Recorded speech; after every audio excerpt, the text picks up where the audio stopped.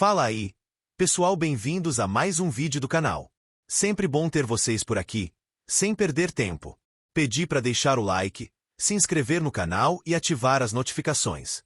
Hora de falar sobre a comparação de gols entre Flamengo e Palmeiras, líder e vice-líder do Campeonato Brasileiro. A primeira coisa é registrar que o Flamengo tem 50 gols contra 39 do Palmeiras. Ou seja, o líder do campeonato apresenta, nesse momento, um rendimento maior ofensivamente.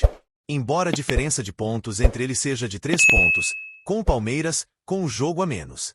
Se o Palmeiras vence esse jogo a menos, se iguala ao Flamengo.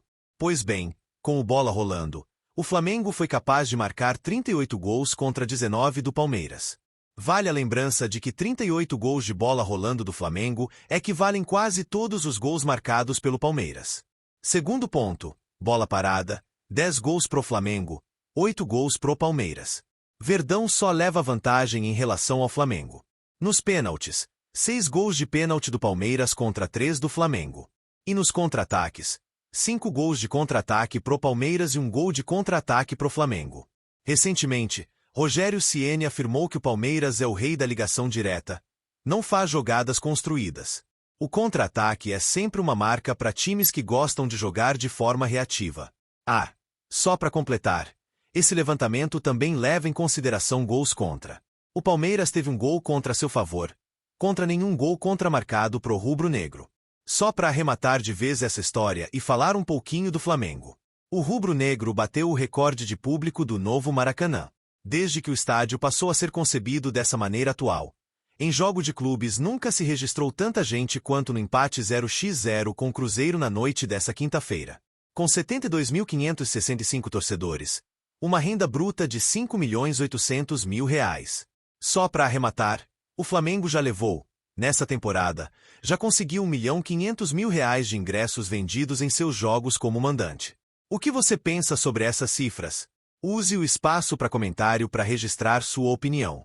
Só não esquece de deixar like e de se inscrever no canal, beleza? Bora fechar esse vídeo para falar sobre o Palmeiras. Que história é essa de que o West Ham da Inglaterra prepara uma proposta de R$ 40 milhões ou R$ 250 milhões para contratar? Quem publicou tal informação foi o site Fichajes, lá da Espanha, que assegura que o clube inglês vai tentar contratar o Vitor Roque no fim dessa temporada para vê-lo à disposição a partir de janeiro.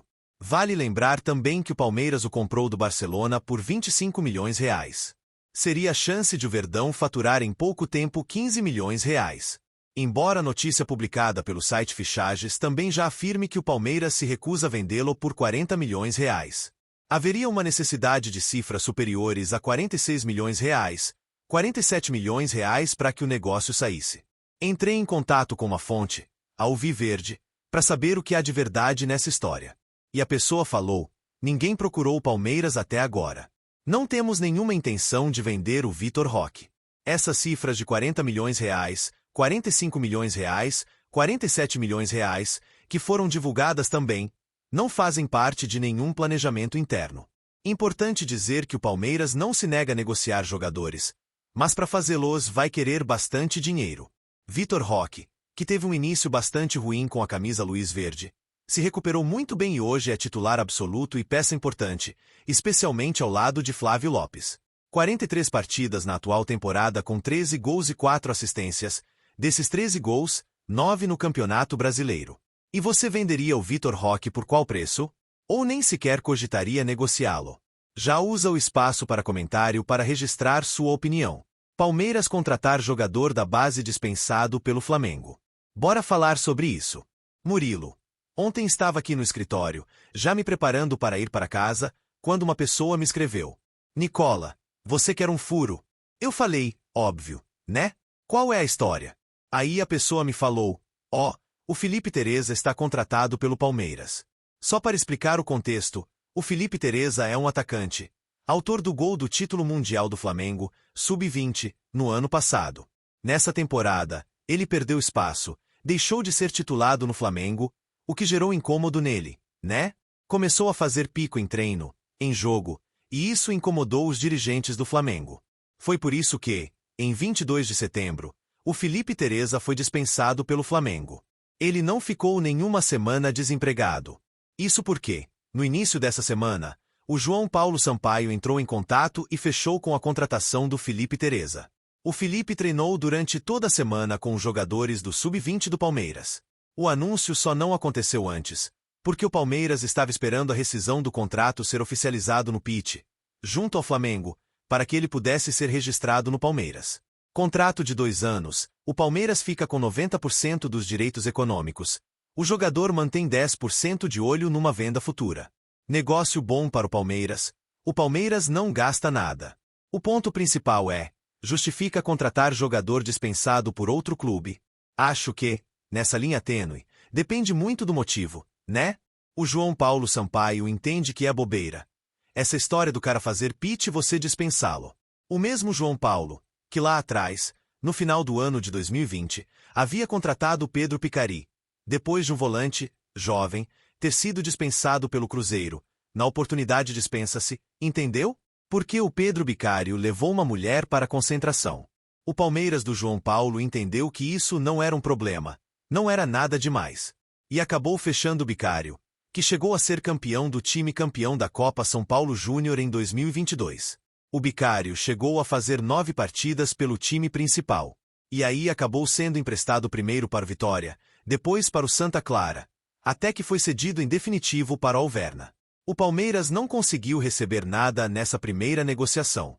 Mas ele foi bem no Alverna, que depois foi vendido para o Karabakh. Nesse negócio para o Karabakh, que aconteceu na metade desse ano, aí sim, o Palmeiras emulsou 500 mil euros, vendendo 25% dos direitos econômicos. Então ainda tem mais 25% de ouro numa vida futura.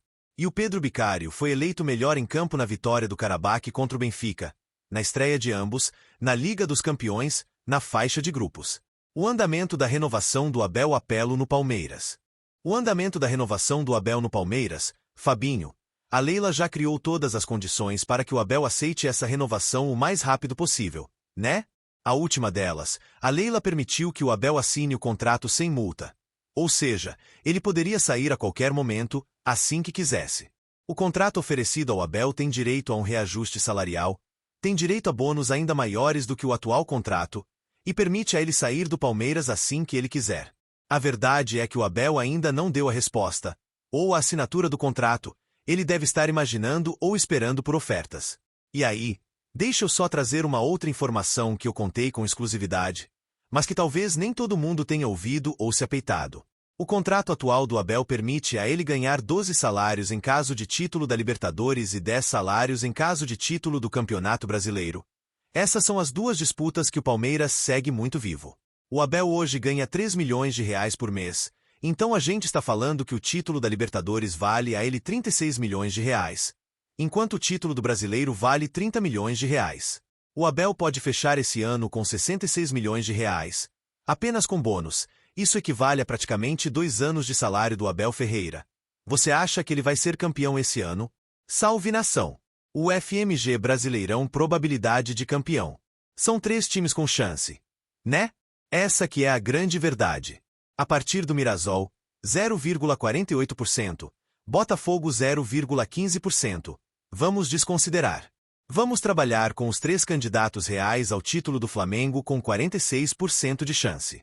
Esse é o grande favorito. O Palmeiras 41%. Vale a lembrança de que a diferença é de 3 pontos a favor do Flamengo, embora o Flamengo tenha um jogo a mais. Cruzeiro aparece 4 pontos atrás do Flamengo, mas com um jogo a mais do que o Flamengo e 2 jogos a mais do que o Palmeiras. É por isso que o Cruzeiro hoje tem 12,4% de chances. O Flamengo tem jogos bem pesados nessa sequência. O Flamengo tá pegando os times da ponta. Assim como o Palmeiras tem jogo com o Cruzeiro entre as partidas contra a LDU. Acho, na minha opinião, que os únicos candidatos ao título hoje são o Flamengo e o Palmeiras. Apesar de o Cruzeiro se manter perto, eu acho que o Cruzeiro hoje já não briga pelo título. Eu acho que o Cruzeiro é favorito ao título da Copa do Brasil. No Campeonato Brasileiro, para mim, ficou mais difícil, tá? Deixa eu colocar as chances de rebaixamento. Até porque esse assunto interessa bastante gente. Sport praticamente rebaixado 97% de chances. O Fortaleza com 83%. Vitória 67%. Mesmo apesar da vitória contra o Ceará com X0. E o Juventude 66%. Esses, para mim, São os grandes favoritos do pessoal da Universidade Federal de Minas Gerais. Depois, o Santos com 19%. O Índia já é o segundo fora da zona de rebaixamento com mais chances de cair, com 16,6%. O Corinthians 16,5%. Olha que coisa louca! O Corinthians tinha embarcado vitórias importantes e aí deu uma escapada. E aí já estão com 3 jogos sem vencer, né? E aí a zona de rebaixamento já começa a incomodar. Temos aí, então, o Vasco com 10%, o Atlético Mineiro com 8%, o Ceará com 7%. O Ceará ficou bem distante, né? 7,3%. O Bragantino, 3,9%. E aí? Só chance. Matemáticas. O brasileiro também praticamente livre da zona do rebaixamento.